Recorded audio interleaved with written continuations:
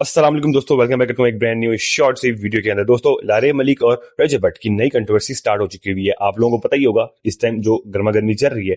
अब ये लारे मलिक है कौन और रजब भट्ट ने लारे मलिक को मैसेज क्यों किया, ये तो मैं आप लोगों को एंड में बताऊंगा। अभी मैं फिलहाल आप लोगों को ईमान की एक स्टेटमेंट सुनाता हूँ। उस स्टेटमेंट के अंदर ईमान ने साफ साफ कह दिया कि रजब से दूर होने की वजह मेरी यही थी कि वो मुख्तलिफ औरतों के साथ राब्ता रखना चाहता है और रखता भी है, तो मुझसे ये चीज बर्दाश्त नहीं होती, इसलिए मैंने अपना रिश्ता रजब भट्ट के साथ खुद ही खत्म कर लिया। आप ये जरा स्टेटमेंट सुने, ठीक है। ये स्टेटमेंट के बाद आप लोगों को पता चल जाएगा कि रजब और इसके दोस्त किस जहनियत के मालिक हैं, मतलब क्या जहनियत रखते हैं फीमेल्स के बारे में। ये स्टेटमेंट सुने जरा। जी रजब अली को रात फूड पॉइजनिंग होगी, माश डोगर को भी फूड पॉइजनिंग होगी। मुझे इस बात पे हंसी भी आ रही है, जवाद अली की भी तबीयत खराब है, तो हमने ऑनरेबल कोर्ट से रिक्वेस्ट की है कि उनका मेडिकल तलब किया जाए। अभी तो सिर्फ फूड पॉइजनिंग हुई है, आने वाले वक्त में अभी बहुत कुछ होना है। के डेकोरम का बातें करने वाले, बड़े बड़े दावे करने वाले, आखिरी पेशी के दावे करने वाले। सबसे पहली बात तो यह है कि आखिरी पेशी तो हवा में उड़ गई, आखिरी पेशी का दावा जो है वो तो मिट्टी में मिल गया। अभी सवाल ये पैदा होता है कि और मजीद कितनी पेशियां भुगतनी पड़ेंगी। आज हमने ऑनरेबल कोर्ट में एप्लीकेशन दी है for incorporation of relevant provision. ये जो बेस बनाते हैं कि चीजों को मैनेज करके, सिस्टम को मैनेज करके, पुलिस को मैनेज करके, अगर कोई शख्स क्षमता है कि किसी खातून को हरासा करके उसका डाटा डिलीट करके एविडेंस मिटाकर बाद में ये कहेगा कि जनाब एविडेंस पेश नहीं हो रहा है, तो we are in the court.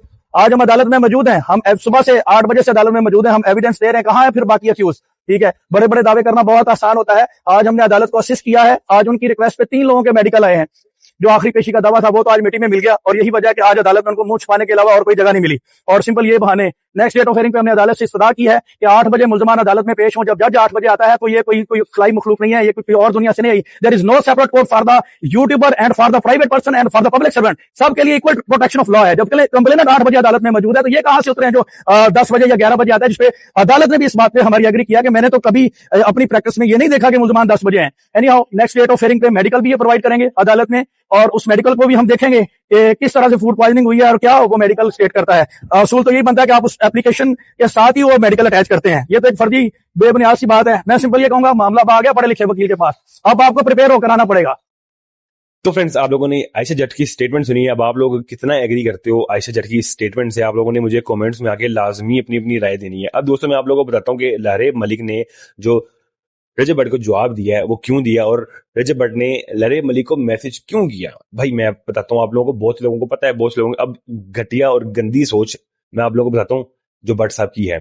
Bhatt साहब को ये कि जी मैं पाकिस्तान का टॉप नंबर 1 यूट्यूबर हूँ, मेरे पास पैसा है, मेरे पास फेम है, मैं किसी भी लड़की को अप्रोच करूंगा, लड़कियां ते ओंजी में ते मर्दियां ने, तो मैं जिन्नू भी अप्रोच करांगा ओ भाई नजदी नजदी मेरे को आ जाएगी। मतलब ये थी रजब भट्ट साहब की घटिया सोच, ठीक है। मगर उस सोच पे छितर जो मारा लारे मलिक ने, पहले तो उनको ब्लॉक किया, फिर जवाब दिया, फिर जो उनके मैसेजेस पब्लिक कर दिए। मतलब एस तो वड्डा लित्र रजब भट्ट दे मुंह ते मेरे ख्याल नाल कोई नहीं मार सकता।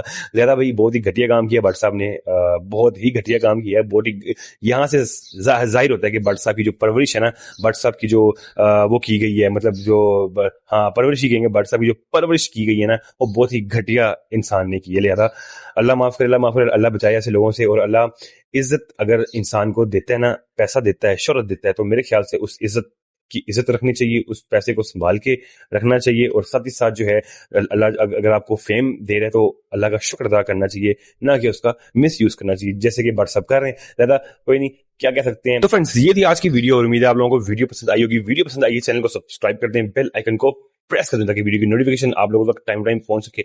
और रिक्वेस्ट है कि कमेंट्स में अपनी राय लाजमी दे के जाइएगा, रिक्वेस्ट आप लोगों से। मिलता है नेक्स्ट वीडियो में, भाई को दें इजाजत, टाटा फिर।